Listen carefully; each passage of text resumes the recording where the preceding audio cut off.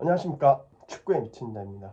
이번 시간은 이번에 아시안 게임이 시작됐죠. 아시안 게임 되게 이런저런 문제점들도 많았고 이슈들도 많았죠. 그 부분에 대해서 간략하게 설명도 해드리고 2차전에는 어떤 부분을 좀 수정해서 진행을 해야 될지 좀 이렇게 얘기 나눠보고 하는 시간을 가져보도록 하겠습니다. 우선 이번 경기는 손흥민 선수가 좀 되게 아쉬운 경기였어요. 사실 손흥민 같은 선수는 이렇게 존재만으로도 좀 경기에 영향을 미치긴 하거든요. 근데 그래도 결정적인 골 찬스를 좀 한 3번 정도 놓쳤죠. 근데 사실 그거는 걱정 안 하셔도 될 문제인 게 첫 경기는 보통 제 컨디션 같은 게 나오기가 좀 힘들긴 해요. 손흥민 선수 같은 경우는 워낙 이슈들도 많고 기대도 많고 워낙 스포트라이트를 받다 보니까 어쩔 수 없이 부담이 될 수밖에 없거든요. 사람이 부담이 되면 몸이 약간 경직되고 좀 그런 부분이 있을 수 있기 때문에 그거는 일시적인 거다. 아마 두 번째 2차전은 아마 손흥민의 실력이 나올 거예요. 좀 지켜봐 주시면 좋을 것 같고 이번에는 사실 이강인 선수가 되게 결정적인 골 이런 것들을 해주긴 했지만 문제가 많은 경기였다고 생각해요. 사실 문제가 많았다기보단 워낙 선수들이 스포트라이트를 많이 받다 보니까 너무 부담이 있는 거예요. 특히 이강인, 손흥민, 김민재, 황희찬 뭐 이런 사람들 이런 그 6대 리그에서 뛰는 사람들 이외에 우리 한국 K리그 같은 선수들은 국제 무대 같은 게 잘 경험이 없잖아요. 그러다 보니까 충분히 좀 시간을 더 줘야 돼요. 그래서 지금은 워낙 큰 경기에 첫 경기다 보니까 다 몸이 좀 굳어 있더라고요. 긴장도 많이 한 것 같이 보였고 이거는 한 2차전, 3차전 되면 많이 좀 긴장도 풀리고 이제 슬슬 본 실력이 나오기 시작할 거예요. 그래서 1차전 때문에 너무 걱정할 필요는 없다. 그리고 옐로우 카드가 이번에 좀 많이 나왔어요. 5장 나왔거든요. 근데 2차전 요르단전만 잘 마무리하면 3차전에서는 아마 이제 옐로우 카드 관리를 좀 하게 될 거예요. 이게 옐로우 카드가 2장 있으면 그 다음 경기에 출전을 못하기 때문에 3차전에서는 아마 옐로 카드가 있는 중요한 선수들, 뭐 김민재라든지 이런 선수들은 아마 옐로 카드를 처리를 할 겁니다. 네. 그건 대표팀들도 다 생각하고 있는 부분이에요. 그래서 2차전 요르단전에서 김민재 같은 선수는 아마 억지로라도 받을 거예요. 옐로 카드를. 물론 이기고 있다는 전제하에. 아마 첫 번째 1차전보다는 선수들이 좀 더 잘할 거예요. 그래서 저는 2골차 이상은 무조건 날 거라고 봅니다. 그리고 1차전에서는 손흥민이 아깝게 놓친 슛 찬스가 3번 있었는데 사실 평상시에 손흥민이었으면 거의 3골 다 넣거나 2골 이상 넣었을 거예요. 근데 저도 손흥민답지 않는 실수를 하시더라고요. 그래서 그게 충분히 그럴 수 있다. 1차전이고 아직 워낙 너무 많은 사람들한테 집중을 받고 있고 스포트라이트를 받다 보니까 충분히 그럴 수 있다.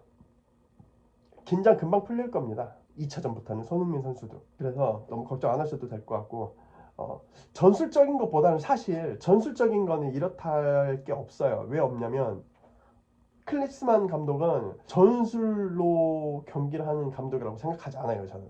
물론 이 나라 저 나라 돌아다니면서 이강인을 어떻게 써야 되는지 김민재를 어떻게 쓰는지 김민재를 쓸 때 나머지 포지션들이 어떻게 김민재를 받쳐줘야 되는지 연계 플레이를 해야 되는지에 대해서 나름 공부는 하신 것 같은데 그게 아직까지 잘 보여지지 않고 있죠. 이거는 사실 선수들이 스스로 좀 풀어가야 될 문제라고 생각해요. 저는 너무 감독한테 의존하지 말고. 크리스만 감독은 원래 성향 자체가 엄청나게 약간 콘테 감독처럼 막 이렇게 저렇게 세세하게 디테일하게 가르쳐주는 사람이 아니라 그냥 선수들이 최대한 자기 자율적으로 자기 하고 싶은 방향으로 할 수 있게끔 약간 동기부여해주는 스타일이거든요.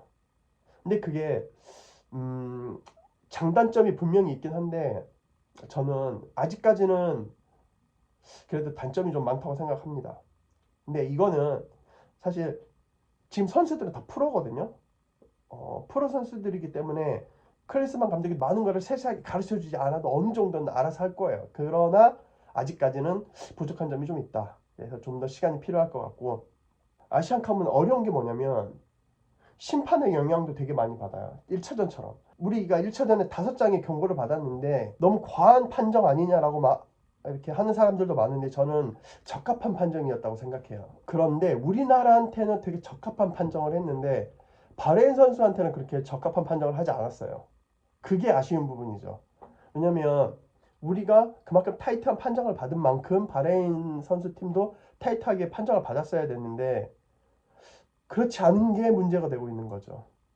손흥민 선수 이렇게 안면 강타한 부분이라든지 황인범 선수한테 깊게 태클 들어온 부분이라든지 이런 부분이 사실 나와줬어야 되는데 그 부분은 또 나오지 않더라고요. 그런 거는 좀 되게 아쉬운 부분이었어요. 그 부분은 좀 어쩔 수 없는 것 같아요. 앞으로 경기에도 분명히 그런 판정들이 계속 될 거라고 봅니다, 사실. 그래서 그 부분은 어쩔 수 없이 우리가 감안해서 경기해야 될 거라고 생각되고요. 그런 것조차도 이겨내는 게 강팀이라고 생각해요, 저는. 이번 1차전도 강팀답게 그런 편파 판정들을 다 이겨냈다고 생각되고요. 저는 2차전에서는 어떤 부분이 좀 중점이 돼야 되냐면 판정이 너무 휘둘리지 말아야 된다. 선수들은 필드에서 느끼거든요. 아, 이거 판정이 안 좋다. 이런 걸 다 몸으로 느낀단 말이에요. 그러다 보면 나도 모르게 흥분하고 화도 나고 하면서 거칠어질 수 있거든요. 그런 부분을 좀 조심해야 된다고 생각해요. 사실 그게 가장 걱정이에요. 퇴장, 경고 누적. 이게 가장 큰 문제예요. 사실 경기력은 크게 문제가 있다고 생각되진 않아요. 물론 더 발전해야 되겠지만 선수 개개인의 능력이 워낙 특출나기 때문에 그 부분만으로도 충분히 해결해 나갈 수 있다고 생각돼요. 이번 2차전에서는 좀 안정적인 플레이가 중요할 것 같고 그리고 지금 전술 자체가 되게 이강인 중심의 전술이거든요. 이게 손흥민 중심의 전술인 것처럼 사람들은 많이 생각하는데 그렇지 않아요. 손흥민은 굳이 손흥민 선수 집중적으로 전술을 짜지 않아도 알아서 잘 하거든요. 그래서 지금은 거의 키플레이어를 이강인 선수를 키플레이어로 두고 있기 때문에 좀 더 그 부분을 중점적으로 보시면 2차전은 더 재밌게 보실 수 있을 거예요. 그리고 바레인 선수뿐만 아니라 2차 요르단 팀도 어쩔 수 없이 손흥민 선수를 신경을 안 쓸 수가 없어요. 그래서 거기에 조금만 정신 팔리면 바로 이강인이나 뭐 황인범이라든지 이런 선수들이 골을 넣기 때문에 공격 루트는 되게 다양하다. 단 수비가 좀 걱정이 되긴 한다. 이게 김민재라는 세계 최고의 수비수가 있긴 하지만 그래도 김민재가 뒷공간 전체를 다 커버할 수 있지 않거든요. 나머지 정승현 선수라든지 박용우라든지 이런 친구들이 잘 김민재 선수를 도와줘야 돼요. 서포트가 잘 되어야 됩니다. 그리고 이번 아시안컵이 저는 생각보다 되게 쉬울 줄 알았어요. 바레인뿐만 아니라 뭐 베트남이라든지 일본 상대로 정말 잘 싸웠잖아요. 전반전. 생각보다 아시아의 약체라고 생각했던 선수들이 의외로 선전하고 있어요. 그 사람들도 정말 열심히 뛰고 있다는 증거거든요. 근데 한계는 있다. 이게 전반전에 되게 열심히 뛰다 보니까 후반전 한 6, 70분 되니까 거의 체력이 고갈되더라고요. 그때부터는 역시나 체력의 한계를 느끼면서 경기력 저하가 급격하게 오더라. 이게 보이더라고요. 이게 일본이나 한국이나 이란 같은 선수는 같은 팀들은 체력 배분을 잘 하거든요. 워낙 프로 선수, 프로팀이다 보니까. 그 체력 배분이 다른 아시아 팀들은 좀 힘들더라. 이렇게 하는 거 보니까. 그런 것들은 단기간에 고쳐질 수 있는 게 아니거든요.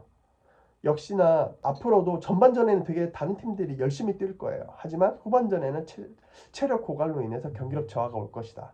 그래서 전반전에 좀 삐그덕 되더라도 너무 걱정 안 하셨으면 좋겠어요. 강팀과 약팀의 차이는 후반에서 특히 많이 난다.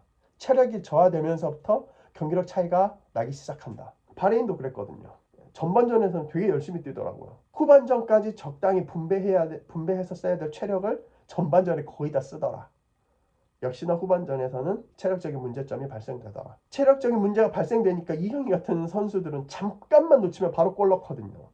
그래서 집중을 절대 흐트러뜨리면 안 되는데 집중력 저하가 오더라. 후반전에는. 그러니까 이강인 선수 바로 그냥 슛 넣죠. 이게 손흥민 선수나 이강인 같은 선수, 특히 뭐 황인범, 조기성 같은 선수를 90분 동안 집중해서 마크한다는 게 정말 어렵습니다. 당연히 체력 저하가 오고 집중력이 중간 이렇게 흐트러질 수밖에 없어요.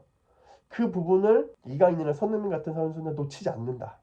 1차전에는 좀 놓쳤지만 2차전에서는 아마 놓치지 않을 겁니다. 예. 그래서 너무 걱정하지 않아도 되고 이게 해외 매체들이나 특히 일본 매체 한국 선수 기량이 생각보다 저조하더라. 이거 결승 가기 전에 떨어질 것 같은데 라는 말들 하더라고요. 근데 그렇지 않습니다. 1차전으로 절대 판단하면 안 돼요. 다만 크리스만 감독은 우리 1군 선수와 2군 선수의 차이가 좀 있거든요. 저희 나라는. 약간 갭이 좀 커요.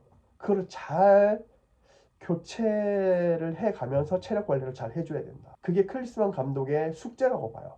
저는 전술적인 것보다 시기적절한 교체 타임, 그게 되게 중요한 클리스만 감독의 숙제라고 생각합니다. 이번 시간은 되게 가볍게 이렇게 톡하듯이 얘기를 해봤는데, 앞으로는 좀 더 디테일한 부분도 제가 좀 더 전술적인 부분까지도 설명해 가면서 또 얘기 나눠보는 시간을 가지도록 할게요. 오늘은 여기까지 하겠습니다. 감사합니다. 다음 시간에 봐요.